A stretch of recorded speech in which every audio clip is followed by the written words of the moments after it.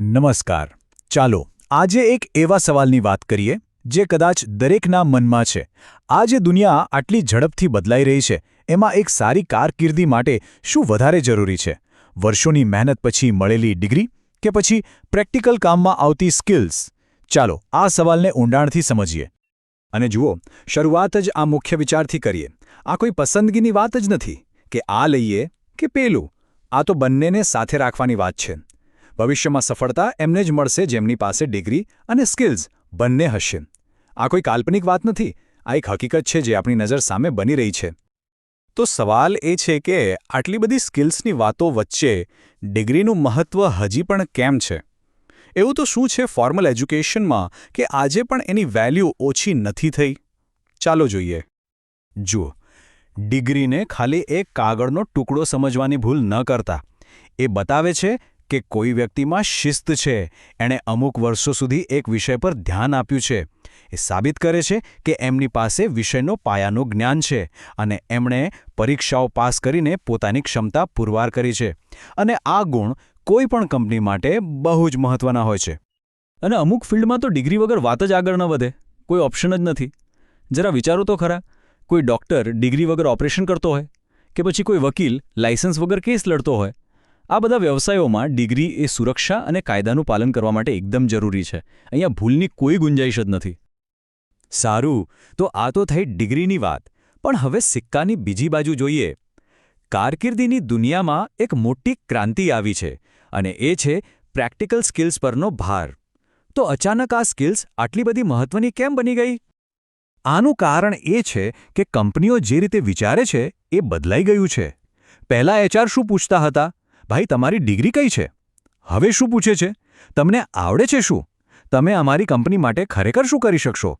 એટલે કે focus certificate પરથી કામ કરવાની ક્ષમતા પર શિફ્ટ થઈ ગયું છે.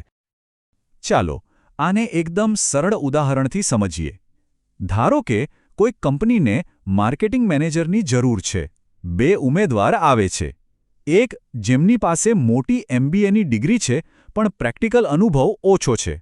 અને બીજો જેમની પાસે કદાચ કોઈ ડિગ્રી નથી પણ એ ડિજિટલ માર્કેટિંગનો એવો એક્સપર્ટ છે કે તરત જ સારા પરિણામ લાવી શકે છે. તો શું થશે? મોટાભાગના કેસમાં જેની પાસે પ્રેક્ટિકલ સ્કિલ્સ છે એને નોકરી મળી જશે. અને આ તો ખાલી શરૂઆત છે. આવનારા AIના સમયમાં તો આ ટ્રેન્ડ ઇન્કા પણ વધશે. કેમ?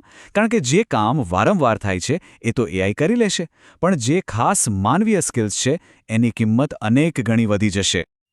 તો શું આનો મતલબ એવો કાઢવાનો કે ડિગ્રી હવે કોઈ કામની નથી? ના, બિલકુલ નહીં.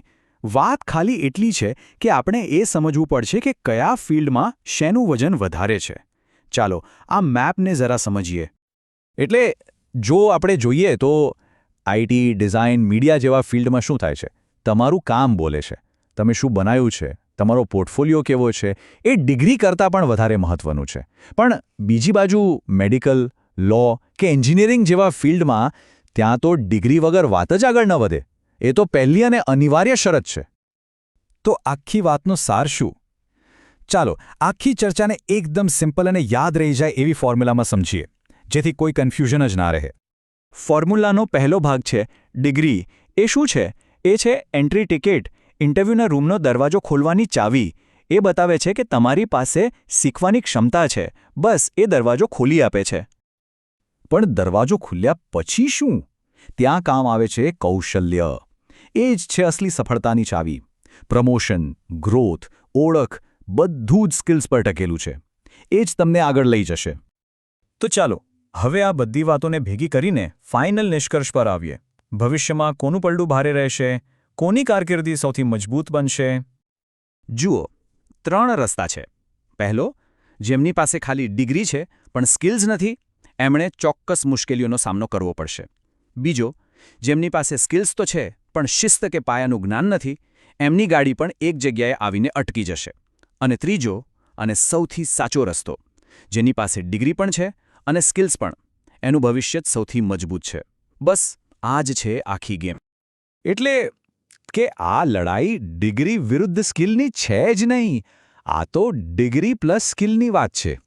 અને આ આપણને એક બહુ મોટા સવાલ પર લાવીને મૂકી દે છે કે આવનારા AIના સમયમાં જ્યારે મશીનો ઘણું બધું ટેકનિકલ કામ કરી લેશે ત્યારે એવી કઈ માનવીય સ્કિલ્સ હશે જે આપણને ખરેખર બીજાઓથી અલગ અને આગળ રાખશે? કદાચ ક્રિએટિવિટી? Problem solving? આના પર વિચારતા રહેજો.